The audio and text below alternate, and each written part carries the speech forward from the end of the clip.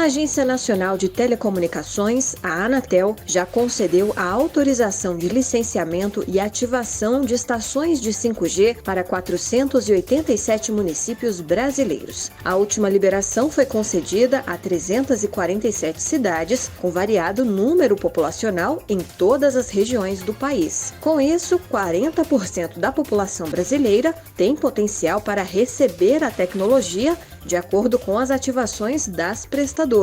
O pesquisador do Laboratório de Políticas de Comunicação da Universidade de Brasília, Marcos Urupá, explica que isso não significa que o 5G será ativado automaticamente. Cada operadora vai desenvolver, a partir dali, seu modelo de negócio para aquela localidade e fazer a sua implantação. Não é algo automático, está apenas liberado. Aí ia depender de como e o calendário de cada operadora ela vai implementar tecnologia nessas localidades.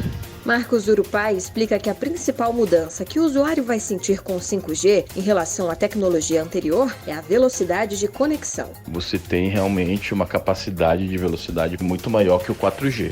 Por hora, é isso que tem.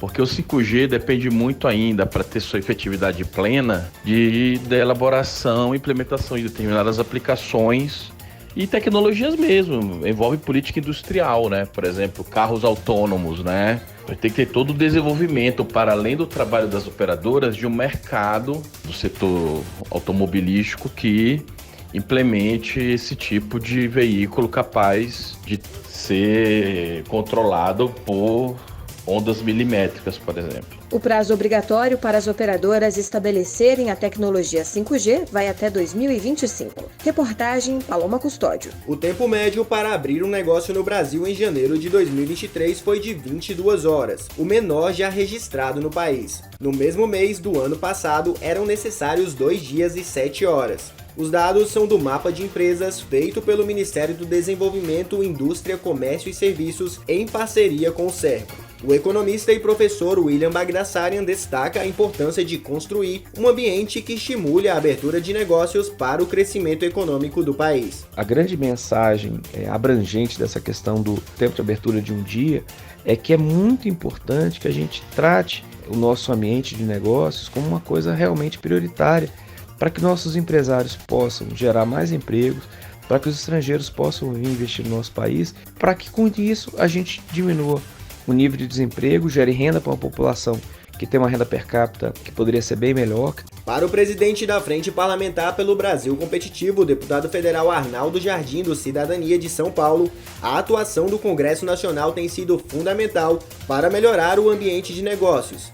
Mas ainda são necessárias reformas estruturais para diminuir a insegurança jurídica, em especial a reforma tributária. São premissas da Frente Brasil Competitivo que nós trabalharemos para que cada vez mais ocupem um espaço na nossa pauta aqui do Congresso Nacional e nas políticas públicas necessárias ao Brasil ser menos custoso, mais eficiente e mais acolhedor ao espírito empreendedor. Além da reforma tributária, o parlamentar defende outras medidas necessárias para melhorar o ambiente de negócios, como facilitar instrumentos de crédito, qualificar mão de obra, modernizar a legislação trabalhista e estimular o ensino profissionalizante. Além disso, fortalecer as agências reguladoras, simplificar a regulação e facilitar políticas de inovação também estão entre as prioridades. Reportagem Fernando Alves. Sob críticas do governo Lula nas últimas semanas por causa do patamar da taxa de juros, o Banco Central não corre o risco de ter sua autonomia revista pelo Congresso Nacional. É o que disse o senador Eduardo Gomes, do PL de Tocantins, em entrevista à reportagem na última quarta-feira. Tendo como parâmetro o comportamento econômico internacional, decidiu o Congresso Nacional para institucionalizar a independência do Banco Central como fator de equilíbrio econômico e, pelo que se compreende das lideranças atuais do Congresso, no Senado e na Câmara, dificilmente nós teremos uma revisão dessa norma. O presidente Lula se mostrou contrariado com a manutenção da taxa básica de juros da economia, a Selic, em 13,75%, e deu a entender que poderia tentar reverter a autonomia do Bacen. A economista Fernanda Manzano, professora do IBMEC, critica a fala e explica o impacto que o fim da autonomia do Bacen pode ter na economia. Quando a gente tem incertezas futuras em relação à economia, o mercado, ele responde aí, então, pedindo mais prêmio. O mercado vai exigir taxas de juros maiores para emprestar dinheiro para o governo. Isso a gente já tem observado aí, olhando a curva dos DIs, aí, dos juros futuros. Então, esse é o impacto, que a gente tem quando nós temos ali um direcionamento e as regras mudam no meio do caminho. Responsável por definir a taxa de juros, o Conselho de Política Monetária do Banco Central se reúne pela segunda vez em 2023, nos dias 21 e 22 de março. O Copom vai decidir se aumenta, mantém ou diminui o atual patamar de juros. Reportagem Felipe Moura. Em 2020, ocorreu um aumento na quantidade de emissões globais de dióxido de carbono, CO2, relacionadas à energia, porém num ritmo abaixo do esperado. Segundo o relatório da Agência Internacional de Energia, a AIE, esse resultado é reflexo do aumento da energia verde e das tecnologias. Em 2022, a quantidade de emissões de CO2 geradas de fontes de energia cresceu em 0,9%. Esse aumento alcançou o recorde de mais de 36 bilhões e 800 milhões de toneladas. Para a agência, ainda que as emissões de CO2 sejam preocupantes, por outro lado, as novas infraestruturas energéticas de baixo teor de carbono colaboraram para um quadro mais ameno.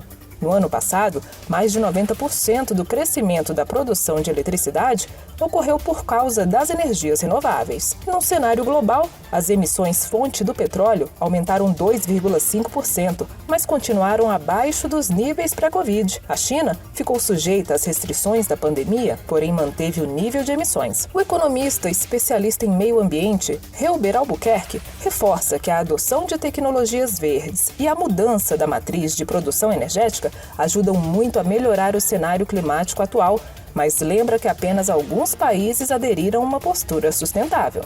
Se por um lado a desaceleração de emissões sugere que é possível mudar o rumo das previsões de mudanças climáticas com base em cenários de elevada emissão de gás de efeito estufa, a gente precisa avaliar que essa redução identificada, ela ainda é restrita a países e regiões do planeta aonde as sociedades, produtores de energia, os governos têm buscado mudar a forma de produzir energia. Segundo dados da Agência Internacional de Energia, a AIE, na União Europeia foi registrada a redução de 2,5% nas emissões por causa da implantação recorde de energias renováveis, com a volta da utilização do carvão. Contudo, as emissões de combustíveis fósseis como petróleo, gás, carvão continuam crescendo e dificultam os esforços para cumprir objetivos climáticos globais, destacou o diretor da AIE. O especialista Albuquerque concorda com o alerta e reforça que é preciso pensar também na preservação e aumento das áreas vegetadas, como agente colaborador para o equilíbrio climático. O mecanismo mais eficiente para sequestrar esse carbono da atmosfera é investir em revegetação. Então, áreas hoje que não têm usos, áreas que estão sem cobertura vegetal, por conta de desmatamentos passados, elas são áreas que a gente tem que pensar em outra forma de produzir alimentos, madeira, outra forma de produzir recursos que visem ampliar a recomposição, a revegetação dessas áreas. De Brasília, Karina Chagas. Começa neste mês de março a fiscalização da distribuição irregular de sacolas plásticas nos comércios do Distrito Federal. Assim como em outros estados que adotaram a medida, agora as sacolas plásticas devem ser substituídas em definitivo por sacolas biodegradáveis ou biocompostáveis, que demoram menos tempo para se decompor. Segundo a advogada civil e trabalhista do Carvalho e Cavalheiro Associados, Adeilma Oliveira, a eficácia da lei vai depender da adesão do comércio e população. Quanto à eficácia dessa lei, só o tempo pode responder, visto que depende muito da adesão por meio do estabelecimento e principalmente pelo consumidor, além do próprio poder de fiscalização pelo poder público. Quanto à fiscalização, que apesar de ser aplicada de forma gradativa, ela traz punições bastante agressivas ao infrator. Para o consultor ambiental Charles Dailer, além da aplicação da lei, são necessários projetos de educação ambiental para a população. Quando a gente pensa na sacola, a gente tem que pensar que, em função de não dar o uso adequado, ela traz pra gente vários problemas ao ser descartada de forma não adequada na natureza. A lei pura e simplesmente não adianta. A gente tem que ter uma construção de todo um projeto de educação para resolver esse problema. A gente pode construir isso pelo caminho da educação ambiental. E a lei vai dar um respaldo maior. Então é um trabalho conjunto dos dois entes. A partir de abril, caso o descumprimento da lei persista, a pasta poderá aplicar uma notificação em que o comércio terá até 60 dias para se regularizar. Só em casos de persistência na violação é que a Secretaria aplicará uma multa diária de R$ 11.443. Reportagem Landara Lima. E agora, o tempo e a temperatura. A previsão do tempo para este sábado é de muitas nuvens, podendo chover e trovejar na zona da mata e agreste nordestinos, além dos estados do Maranhão, Piauí, Ceará, Rio Grande do Norte, Paraíba e Pernambuco. O dia fica ensolarado nas demais localidades da região.